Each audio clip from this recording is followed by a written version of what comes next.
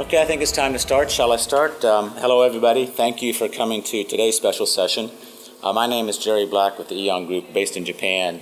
I also serve on the Global Summit Committee for CGF, so it's my pleasure to welcome you to this CGF special session and also to introduce what I think is going to be a very great session with the IRI and Marks & Spencer. So let me introduce just a few key points which both Nathan and Jose Carlos will touch upon. But as you know, retailers are in the position to own the direct relationship with the customer, and manufacturers also provide the products they buy.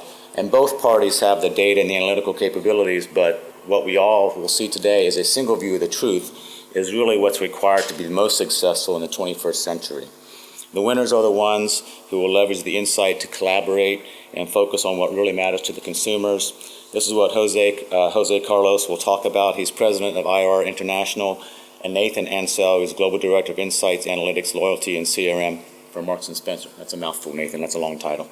So they're going to present this session, and it's called Leveraging a 360-degree View of the Customer and How to Use Big Data to Drive Smart Growth. That I do have the pleasure to introduce them today. So as a member of the CGF Summit Committee, we know that big data and collaboration are hot topics on the agenda because we get feedback from all of you. Therefore, we're very pleased to welcome IRI, the experts on big data and analytics and technology, as well as Marks & Spencer, one of the UK's and global leading retailers, to provide you with a strategic view of how to win and the best practices for the approach. So Jose Carlos will explain how this highly competitive and complex environment, big data analytics adopters will be the winners. Big data holds the answers, and now advanced analytics and the latest technology have made it possible to utilize some great potential. Nathan will explain and take a deeper dive in how Marks & Spencer leverages its Sparks Card customer membership program and shares with its suppliers a 360-degree view of the customer. So please join me in welcoming Jose Carlos and Nathan Ansell. Well done. Thank you.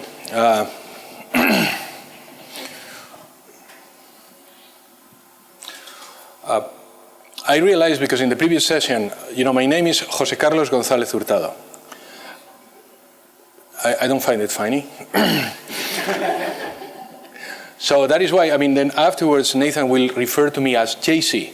And I was thinking, listen, I don't think that people know who is JC if I don't say it up front. So everybody calls me JC. Because actually, if I tell you my full name, and I can do it then afterwards, because otherwise it would take the whole session. This is only the first last name. So I'm the president of IRI International. I've been 3 years working in IRI, but before that, I was 3 years and something working in Carrefour as the chief commercial officer of Global Carrefour. And before that, I was like more than 2 decades at Procter & Gamble, working in several locations and in several positions over the world. So I think I'm blessed to have seen all the consumer goods industry from all the angles. The agenda for today, very simple.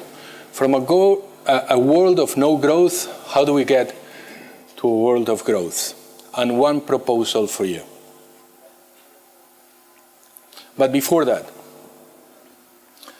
I'm actually writing a book. And the book is called Some Things I Have Learned.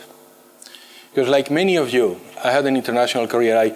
I worked and lived in Israel, and in Ukraine, and in Russia, and the United States, and in Brazil, and here in Germany, and now in France, and in Greece, and in Latin America.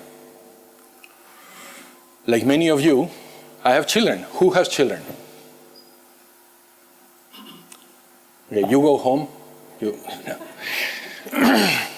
But unlike many of you, I have 7 children. Wow, excuse me. Congratulations. Boys or girls? 5 girls. Oh, no, you don't know that. I have 6 girls, sorry, no use. But it's a good start, though. So I'm actually writing a book for them, because I plan to sell at least 7 copies. Hopefully. I'm not sure. By the way, I know a couple of them that will not buy it. But anyway, some of the things that I learned is, and it looks It looks easy and it looks obvious. And you will see where I go. The first thing is reality exists. I have discovered that actually the world and the people are divided into the people that think that the reality when it's ugly or not good, or not the one that I think it doesn't exist and I ignore it, or the ones that I call factualists, that is like no matter what the reality, my reality, individual one, my business reality, my social reality, it exists, it's objective, it's independent of me. Reality matters. Because it exists and is independent of me, it will work with me, it matters. And reality can be apprehended. If you work hard, you can actually master the reality, which is different and independent from you. However, reality is fragmented. And you will see where I'm going. The pieces of reality are almost everywhere. And they're objective, as I said. And it's independent of our ideology. But they cannot find in a single place. And it actually evolves reality. So it's actually, if you have to apprehend it and master it, it's a constant work. I'm telling my kids, it's a little bit against work-life balance, if you want. Okay? Focus on the one part of the work-life balance. Because reality is hard. And it will hit you if you ignore it. Now, to be successful in business and to be happy in life, you have to do 3 things. And in this specific order. First, observe all the reality, as much as possible. Get all the data. Come from the data to the information. The second one, really understand it. Think. An observation also from many companies that I work with is that they don't take the time to think and reflect about the data. They have reports, but the information doesn't become knowledge, so they don't interiorize it. They have reports. You have to think. And then finally, you have to act, because it depends on you. If you don't act, all the knowledge, it doesn't become action. Now, what I have observed is that some retailers, there's many retailers, they move from the first one, gathering the data, into action without reflection. They have the data and they just run. Many manufacturers, they have the data and they think. And then they have the data and then they think. And then they have the data and then they think. And they don't act. So they don't convert this knowledge into action.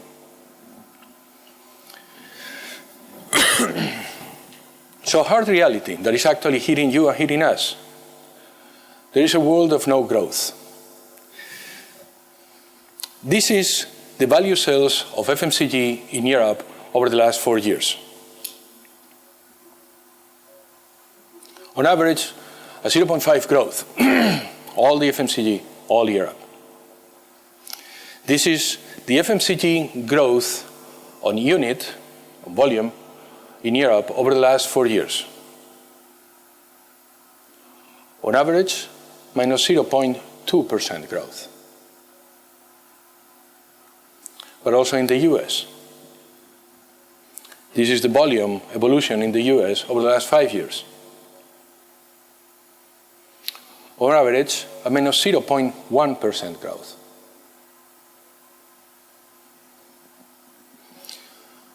So what happened next? What happened next is predictable.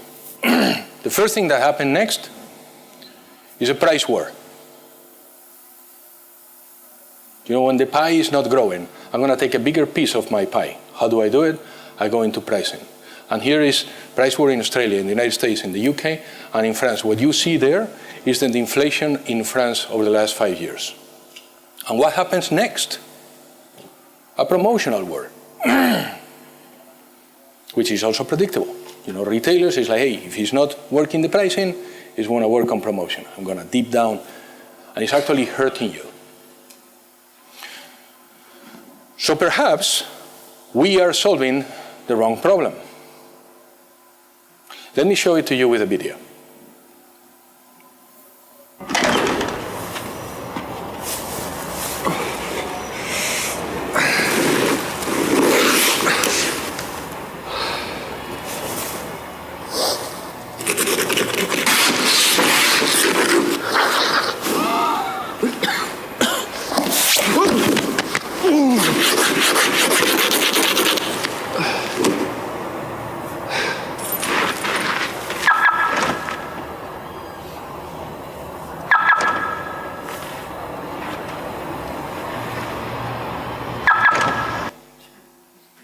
So perhaps we are solving the wrong problem. So here's the proposal. And it's actually not fully my proposal. I heard that from Al Kari, who is the CEO of Pepsi in North America, in our global summit in Nashville this year. And it actually captured very well one of the reasons why I'm in IRI. Again, remember, I'm coming from both parts of the industry, retail and the industry. Something like 15 years ago, CEO of Procter & Gamble, his name was Dirk Jagger, which I think it was a visionary. He created an idea of the ECR, or so I think. And he was thinking, wait a second, there is waste on the supply chain. So I produce, I sell it to you, and if I produce a lot, your warehouse is full. And if I don't produce enough, your warehouse is empty, and the client will not have the product in the shelves. So what if we are a single company? What if we see the whole thing together? And that was ECR.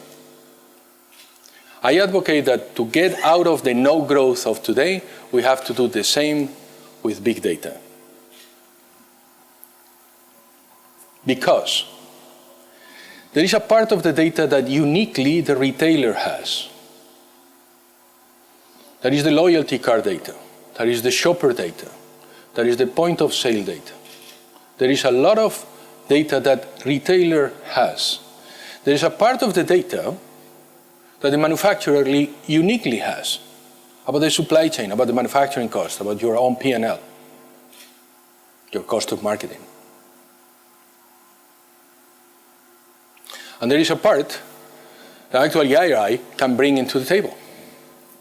The media, the causal, the GDP, the inflation, the weather. It affects your sales. It affects how the consumer consumes. So what if we were a single company? What if we had a new ECR? What if we had all the data together so that we can talk in the same language? I have seen, when I was at Carrefour, meetings in this consumer goods forum, meetings with our suppliers that we were not talking the same language. That hair care for us was different than hair care for them. Then carbonated soft drinks for us was different than carbonated soft drinks for them. Because they included juices and we didn't. Because we included colorants and they didn't. So we need to have a single piece of data. That will serve the customer. That will avoid waste. That will improve the returns. And finally, it will bring back growth. I will tell you more at the end of what I think that you need to have to make this work. But before that, let me introduce you to Nathan, who is going to explain to you the business case on Marks & Spencer. Nathan, please. Thank you. Well, good afternoon, everyone. Just a really quick, I'll give you a little bit about M&S for anyone who's not familiar with the organisation. So we're a UK-based international retailer, got about 1,400 stores, 2/3 of which are in the UK, and we've got a fast-growing .com business as well, which extends beyond that. I think the interesting thing about M&S as an organisation is we're sort of a brand almost first and then a retailer second in some respects. So we're almost an entirely owned label business, and we see ourselves as a creative enterprise, almost a creator and a maker of products. Food makes up about 60% of our UK turnover, and the balance is clothing. My role really fits into four areas. First of all, it's about data, so really making sure we have fantastic quality customer data in the organisation that's clean and available to use. Insight, which is about making sure that we can use that data to create insight that we can disseminate across the organisation.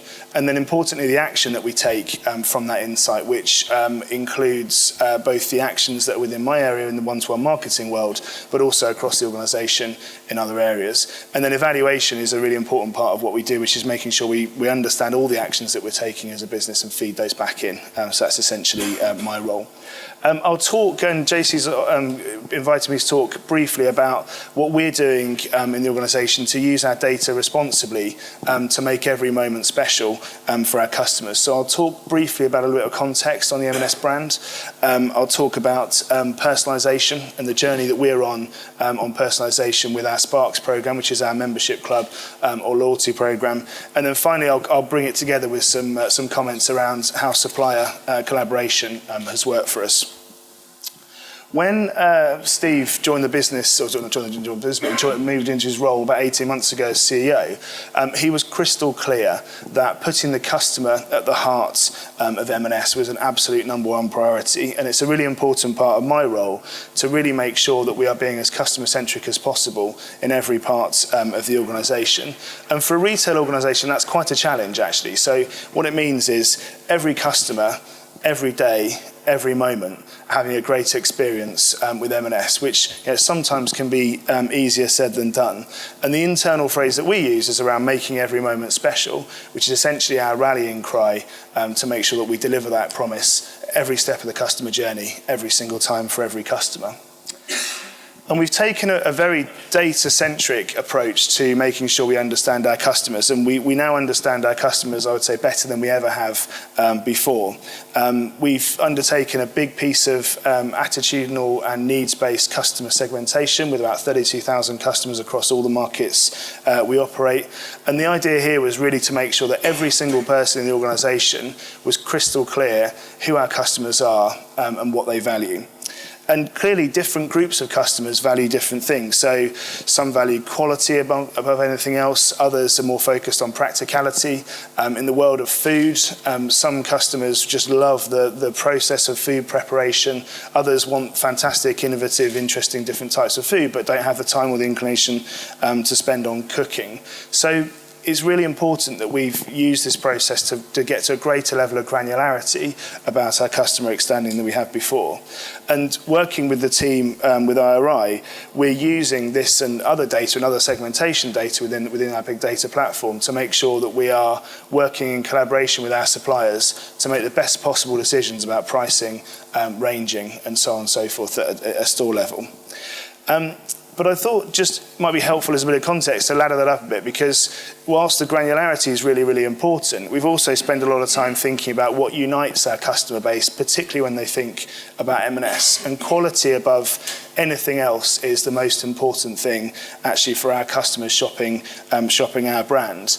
And an attitude and approach to life that makes customers really want to get the most they can possibly get from their lives. So we believe that iconic brands also recognise a spirit that unites them, as well as understanding that deep granularity. And I think anyone who looks at customers and thinks just about age is entirely missing the point. It's about mission, it's about attitude, and it's about an approach to life. So I thought I would just play, for those who haven't seen it, our latest Spend It Well TV campaign, because I think that brings to life the spirit with which we're trying to unite the organisation. Someone wise once said, "Life's short, and spending it well isn't always about saying yes. It's sometimes having the conviction to say, no. No uncomfortable knickers, no uncomfortable silences, no phones at the dinner table, no phones at the bedside table, no clothes that cost the earth, no shoes that hurt your feet, no saving things for best, no disappointing dinners, no disappointing friends, no comparing yourself to this girl. No excuses, no staying silent, no holding back. So if it doesn't make you feel 10 feet tall, if it doesn't take you somewhere extraordinary, say no. After all, we only get one life. Let's spend it well. So hopefully you can see a little bit about what we're doing to not just get a granular understanding of our customers, but also ladder some of that stuff up to a richer, broader macro view about our brand and our customers. And it's, in some respects, nowhere more important than on Sparks, which is our personalised membership club or loyalty programme. And really that's our way of having a very, very direct relationship with our customers to try and understand and improve their customer experience, and also make sure that we're offering them things that are relevant to them that will drive a frequency behaviour over a period of time. So we've been going just over a year. We've got about 6 million members signed up so far, and it's increased our contactable database significantly. We've also donated nearly £3 million to charity through the Sparks programme. So one of the things that we ask customers to do is tell us about a passion or a cause that's really, really important to them. And every single time they swipe their card, we donate on their behalf to a charity that means a lot to them. So that's just one example of a number of ways that we're trying to generate a more sort of emotional, personal connection with our brand. We've also generated substantial incremental sales from the programme, and it's really driving a behaviour change over a period of time with customers. So on average, customers are shopping about 6 more departments having become a Sparks member. So we're using Sparks to try and encourage customers to spend across different areas around the store to try and increase their purchasing behaviour with M&S over a period of time. And then what we're doing is using that data and working in collaboration with our suppliers to help do a better job for all of our customers across different parts of the customer journey. But personalisation is not sort of an end point. It really is a journey that you go on over a period of time. And really what we're trying to do is take sort of once generalised activity and make it personal. And what we mean by that is precisely targeted and then precisely measured over a period of time. And it's a huge amount of work. You have to build very, very detailed, what we call customer DNA profiles, to make sure that you've got one single view of the customer, of everything you understand. We then go through a process of scoring all of our content, our offers, our editorial content, and so on and so forth. And then putting all that into a personalisation engine in order to generate a one-to-one marketing or content plan over a period of time. So almost gone are the days where you would have one marketing plan for the business. You've now got a personalised content plan for every single member on your contactable database. And then finally, as I said, JC will talk a bit more about this, but we're using our data in an anonymised way to make sure we take the right action to improve the customer experience across the whole journey. So whether that be volume optimization and category role understanding, pricing and promotional optimization, whether it be our lowering cost program. And actually there's a good soft benefit, I think, from working much more closely with your suppliers, which generates a much, much greater degree of partnership and collaboration over a period of time as well, over and above the transactional work that you might go on together. So we genuinely see this as a win-win-win. So with our customer, with us as an organisation, and with our supply partners, working together using the same source of data to make our decisions better for the customer. All of our top 20 food suppliers participate in the programme, and over 100 participate in total now. And the overall objective is to make sure the decisions we make in areas such as new product development, category planning, and so on and so forth, we end up with really happy, satisfied customers all the way through. So I suppose the final thought I would leave you with is, one of our sort of mantras when we're talking to our supply partners is, sell through us and not to us. And I think that phrase demonstrates a little bit the spirit in which we intend to take the partnership forward. And I'll hand you back over to JC to finish off.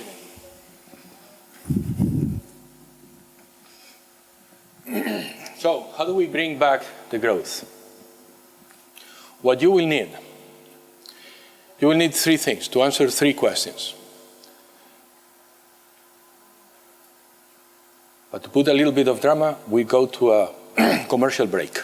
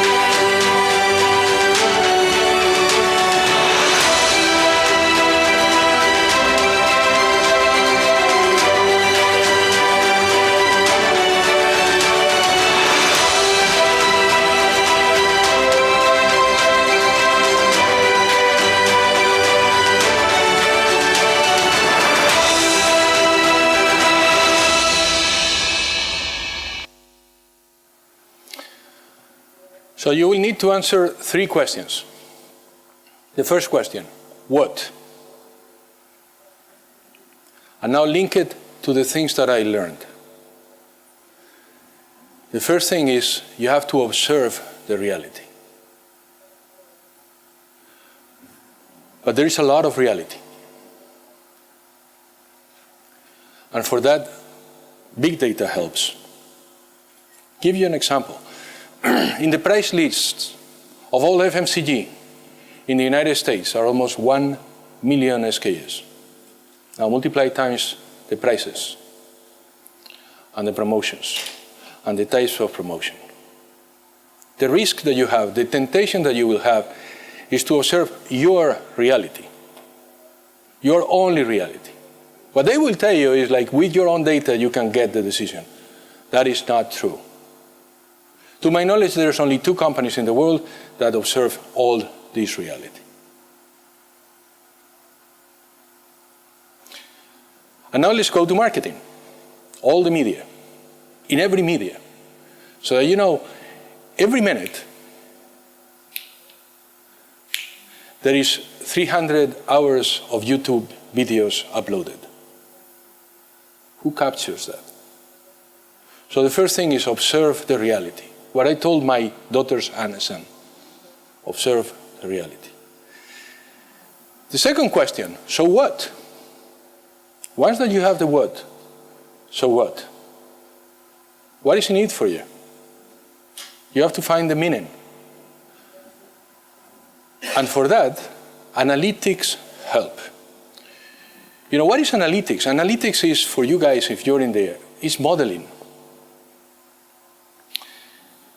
It's a huge number of algorithms, it's a big algorithm that actually tells you what will happen. In our Athens Center of Excellence, which to my knowledge is the biggest for consumer goods, we have 98.5% accuracy on the prescriptive and predictive analytics. Why?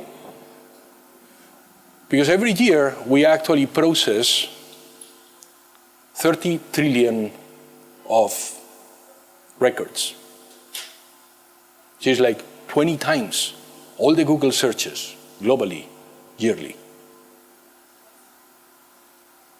Because we have only the promotional spend in trade in Europe is more than $55 billion, and we have it all.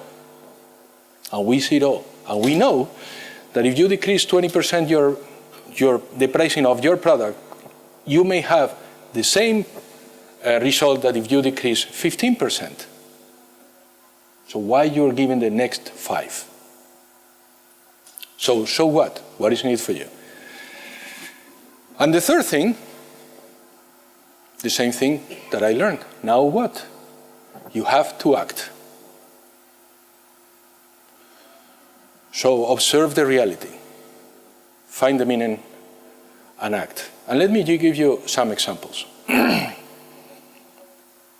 For Pepsi, which is one of our biggest clients in the US, or Procter, which is in the UK, we have I would say, the unique platform, which is called ILD, Liquid Data.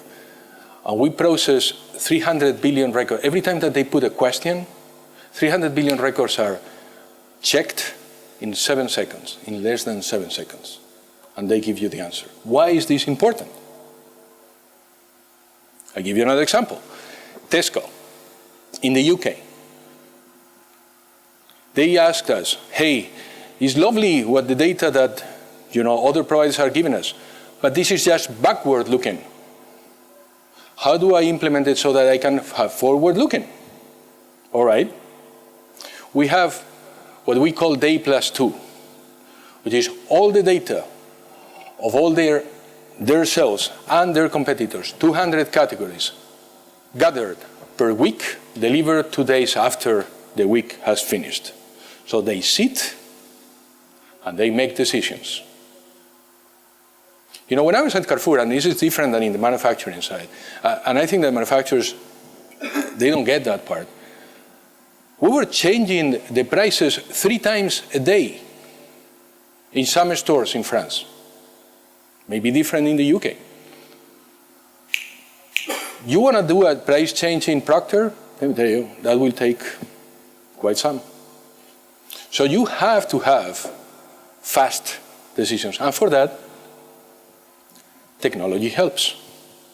So it's the same thing. Observe all the reality. What is in it for you? And act. So it's the same thing that we did with Marks and Spencer. Let me just dwell a little bit here. So what do we do with them?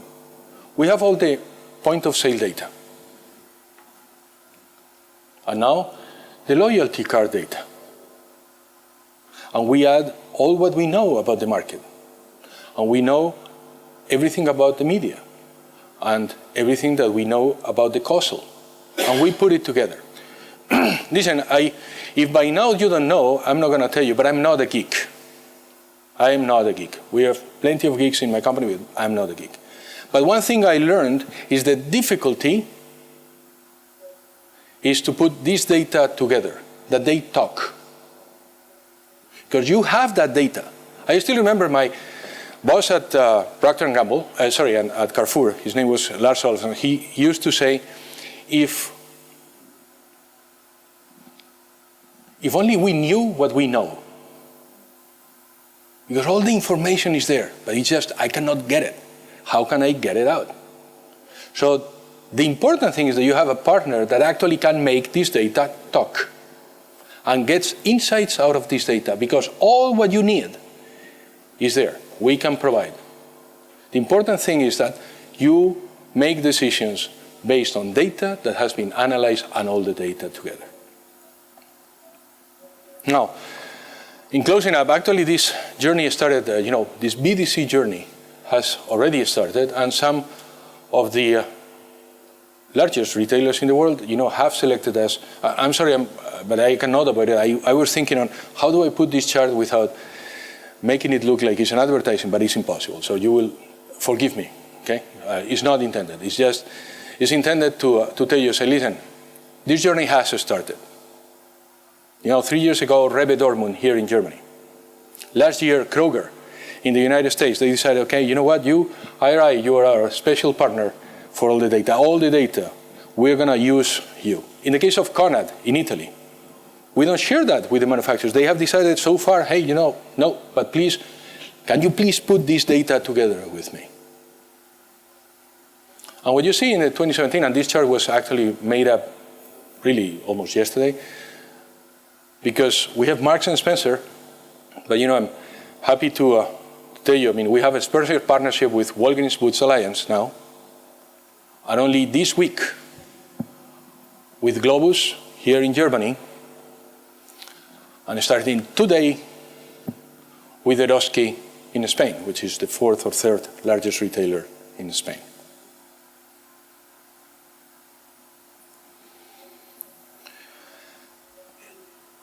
In closing, funny enough, this process of you have data, move to knowledge, you have knowledge, sorry, you have data, you move to information, you have information, move to knowledge, and then from knowledge to wisdom. In 1934, T.S. Eliot said it better than I. Where is the life that we have lost in living? Where is the wisdom that we have lost in knowledge? Where is the knowledge that we have lost in information? Don't stay in the information. Don't stay in the knowledge. Get the information, get the knowledge, and get the acting, get the wisdom. Thank you very much.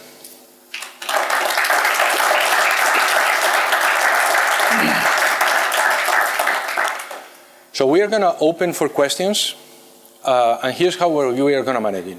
If the question is difficult, Nathan will answer. And if the question is easy, I think I can manage that. I think that somebody will have a microphone for questions if you. We have a white paper that you can find outside, so I ask you, if you want to get it from the, with more data that I have said, is basically what we have explained here.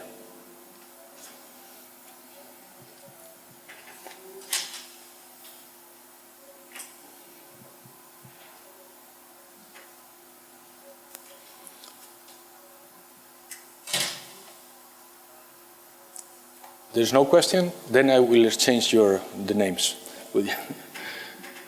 All right, if there's no question, thank you very much. You can actually grab us outside if you have personal questions or you want to have one-on-one with each of us. Thank you very much.